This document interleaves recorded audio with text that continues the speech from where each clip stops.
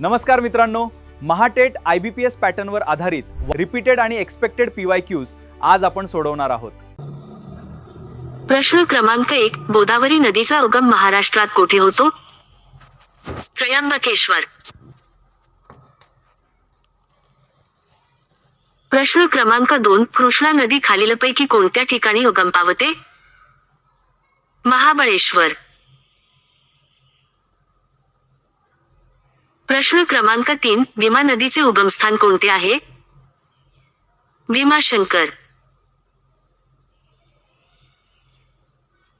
प्रश्न क्रमांक 4, तापी नदीचा उगम कोठे होतो? सातपुडा पर्वतरांगेतील मुळताई।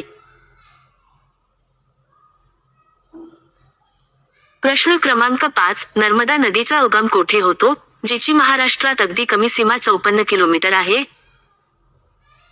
अमरकंटक। प्रश्न क्रमांक 6, कोकणातील प्रमुख नदी उल्हासचा उगम कोठे होतो? खंडाळा घाट लोणावळा।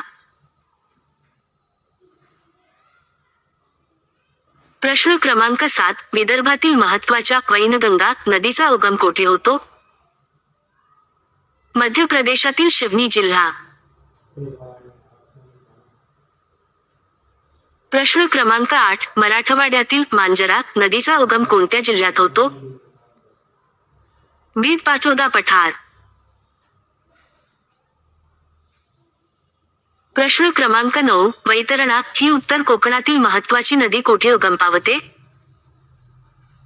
त्र्यंबकेश्वर डोंगराजवळ नाशिक। प्रश्न क्रमांक 10, शास्त्री ही दक्षिण कोकणातील नदी कोणत्या जिल्ह्यात उगम पावते? रत्नागिरी विशालगड जवळ। हा व्हिडिओ शेवटपर्यंत नक्की पहा आणि शेअर करा। चला तर मग सुरुवात करूया। प्रश्न क्रमांक 11, पैनगंगा नदीचा उगम महाराष्ट्रात कोणत्या डोंगररांगांमध्ये होतो? अजिंठा डोंगररांगा वाशिम बुलढाणा सीमा।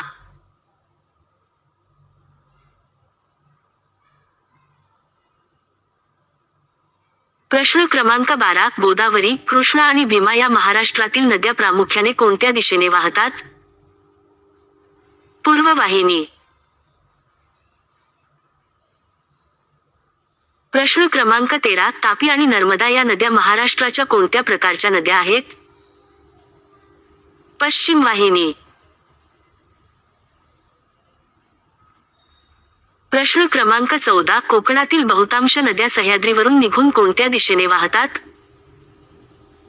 पश्चिमेकडे। प्रश्न क्रमांक 15, विदर्भातील वर्धा आणि वैनगंगा या नद्या प्रामुख्याने कोणत्या दिशेने वाहतात? दक्षिण वाहिनी। प्रश्न क्रमांक 16, गोदावरीची उपनदी असलेली प्राणहिता नदी कोणत्या दिशेने प्रवास करते? दक्षिणेकडे। प्रश्न क्रमांक 17, खानदेशातील गिरणा नदी सुरुवातीला पश्चिमेकडून कोणत्या दिशेला वाहते? पूर्वेकडे व नंतर उत्तरेकडे तापीला मिळते। प्रश्न क्रमांक 18, सिंधुदुर्ग जिल्ह्यातील तेरेखोल नदीची वाहण्याची सर्वसाधारण दिशा कोणती आहे? पूर्व ते पश्चिम। प्रश्न क्रमांक 19, कऱ्हा ही भीमा नदीची उपनदी प्रामुख्याने कोणत्या दिशेने वाहते? पूर्व वाहिनी। प्रश्न क्रमांक 20, अमरावती जिल्ह्यातील पूर्णा नदी तापीची उपनदी कोणत्या दिशेने वाहते? पश्चिम वाहिनी। प्रश्न क्रमांक 21, नागपूर जिल्ह्यातून वाहणारी कन्हान नदी प्रामुख्याने कोणत्या दिशेने वाहते? पूर्व व आग्नेय वाहिनी। प्रश्न क्रमांक 22, महाराष्ट्रातील मांजरा नदी सुरुवातीला पूर्व आणि नंतर आग्नेय दिशेने वाहून पुढे कोणत्या दिशेने वळते? उत्तरेकडे गोदावरीला मिळण्यासाठी।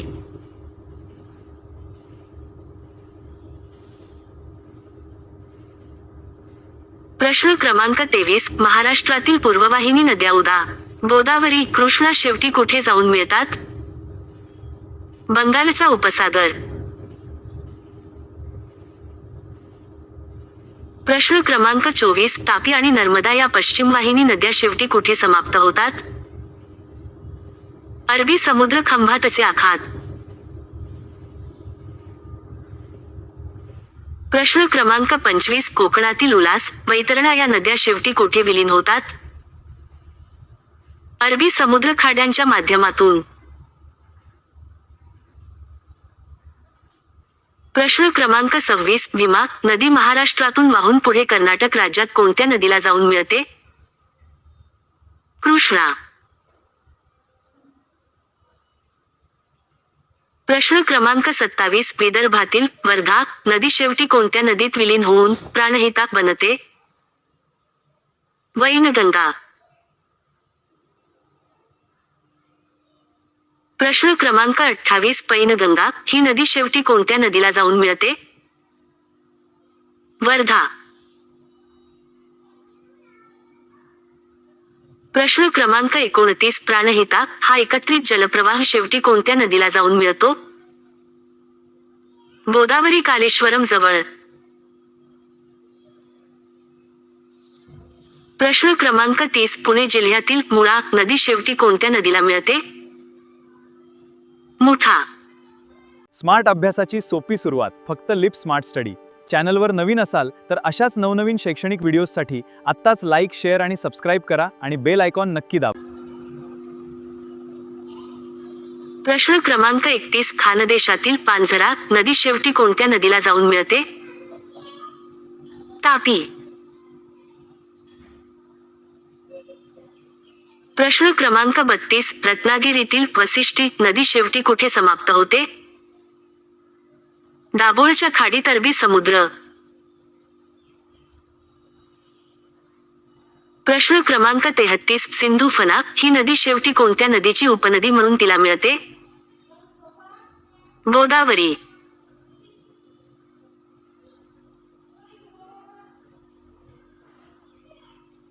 प्रश्न क्रमांक 34 गोदावरी नदीवर औरंगाबाद छत्रपती संभाजीनगर जिल्ह्यात कोणते मोठे धरण आहे? जायकवाडी धरण. नाथसागर.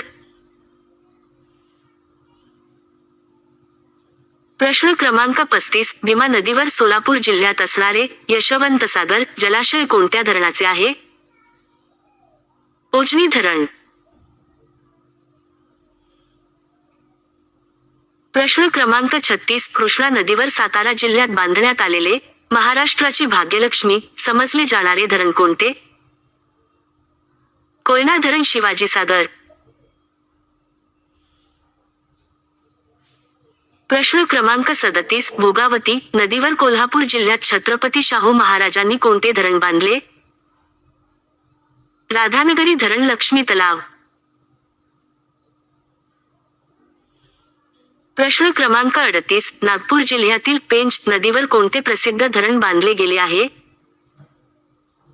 तोतलाडोह धरण. मेघदूत जलाशय. प्रश्न क्रमांक 39 पैनगंगा नदीवर यवतमाळ व हिंगोली जिल्ह्यांच्या सीमेवर कोणते धरण आहे? इसापूर धरण. प्रश्न क्रमांक 40 पूर्णा नदीवर हिंगोली जिल्ह्यात कोणते मुख्य धरण आहे? येलदरी धरण. प्रश्न क्रमांक 41 प्रवरा नदीवर अहमदनगर जिल्ह्यात कोणते ऐतिहासिक धरण? विल्सन डॅम आहे. भंडारदरा धरण. अर्थर लेक. प्रश्न क्रमांक 42 नाशिक जिल्ह्यात गोदावरी नदीवर बांधलेले भारतातील पहिले मातीचे धरण कोणते? गंगापूर धरण. प्रश्न क्रमांक 43 नीरा नदीवर पुणे जिल्ह्यात असणारे जुने धरण कोणते? भाटघर धरण. प्रश्न क्रमांक 44 वारणा नदीवर सांगली कोल्हापूर सीमेवर कोणते राष्ट्रीय उद्यान परिसरातील धरण आहे? चांदोली धरण. वसंत सागर.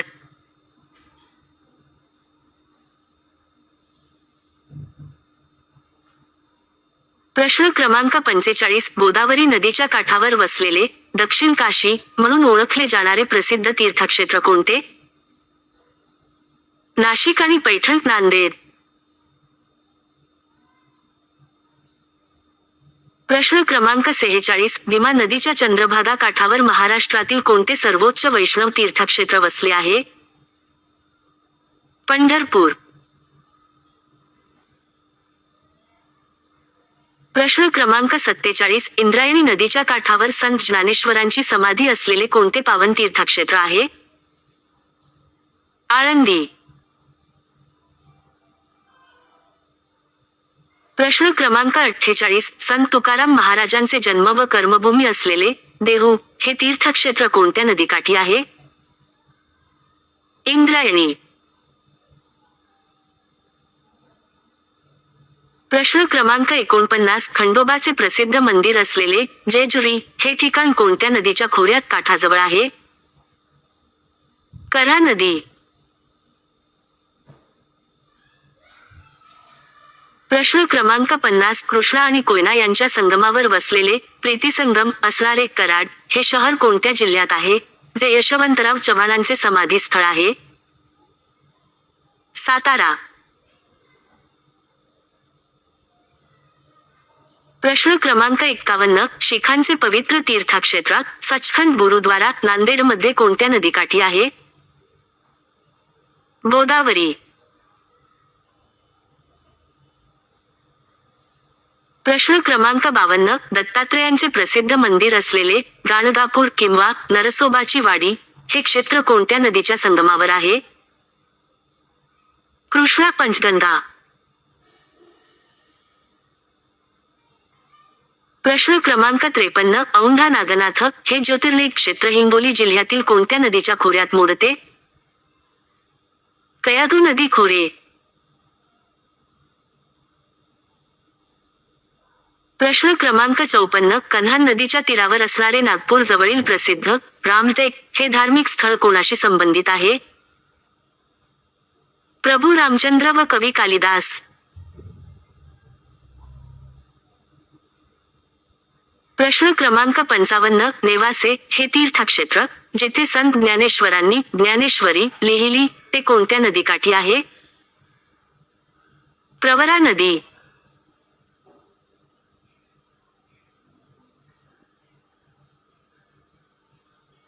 प्रश्न क्रमांक 56 गोदावरी आणि प्रवरा या नद्यांचा प्रसिद्ध संगम अहमदनगर जिल्ह्यात कोठे होतो? चोखा, नेवासे.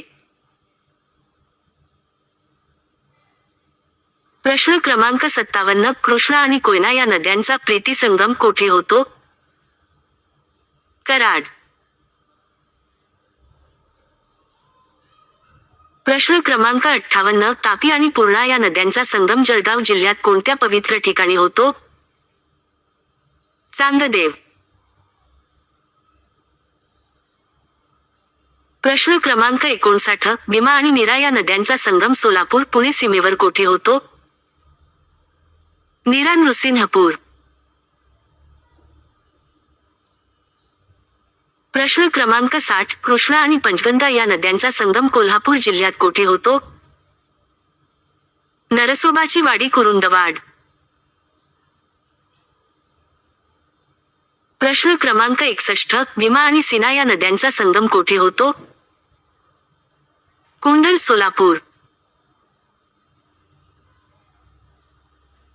प्रश्न क्रमांक 62 तापी आणि पांझरा या नद्यांचा संगम धुळे जिल्ह्यात कोठे होतो?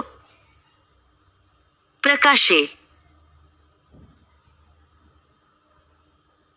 प्रश्न क्रमांक 63 वैनगंगा आणि वर्धा या नद्यांचा संगम होऊन कोणती नदी तयार होते? प्राणहिता. प्रश्न क्रमांक 64 गोदावरी आणि प्राणहिता या नद्यांचा संगम महाराष्ट्र तेलंगणा सीमेवर कोठे होतो? कालेश्वरम, शिरोंचा जवळ. प्रश्न क्रमांक 65 तापी आणि गोमाई या नद्यांचा संगम नंदुरबार जिल्ह्यात कोठे होतो? प्रकाशे. प्रश्न क्रमांक 66. मुळा आणि मुठा या नद्यांचा संगम कोणत्या शहरात होतो?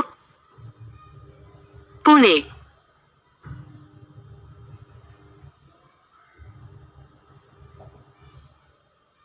प्रश्न क्रमांक 67. महाराष्ट्रातील सर्वात लांब आणि मोठी नदी कोणती आहे, जिने राज्याचे सुमारे 49% खोरे व्यापले आहे? गोदावरी.